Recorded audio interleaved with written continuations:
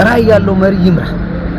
ራዕይ ያለው ህልም ያለው አሻጋሪ አምሮ ተሻግሮ ሰውን የሚያሻገር ሀገርን አዝሎ ወደ ሌላ ሌቭል የሚወስድ አዲስ አበባን እንደገማች እንደጠነባች ከነግማቷ የሚያስረክብ ሳይሆን ግማቷንም ቸረሪቷንም ድሪቷንም ጠርጎና አጥቦ የሚያጠፋ ትውልድን የሚቀርጽ በትውልድ ላይ የሚሰራ የትውልድ አባት የሆነ አንድ መሪ ይምራ። እሱም አብይ። እኔ እድሜን ይሄን ሁሉ ጊዜ ያለፍኩበትን እድሜ እውነት ይጸጽተኛል። ሳልኖር ነው ያለፍኩት። ከዚህ ጀምሮ ብኖር ደስ ይለኛል። በትውልዱ መካከል ያለው ጋፕ በጣም ሰፊ ነው። ዛሬ አዲስ አበባችን በጣም ተውባለች። የአፍሪካ ምሳሌ ሆናለች። ዓለም አይኑ ወደዚህ አዙሯል።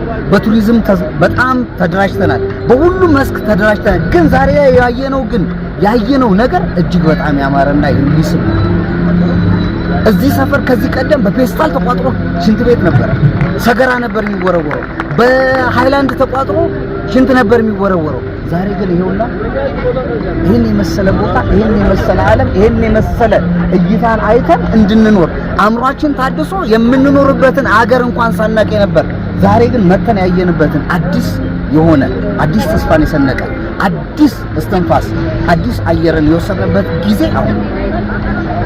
በዚህም ደስተኛ ነኝ።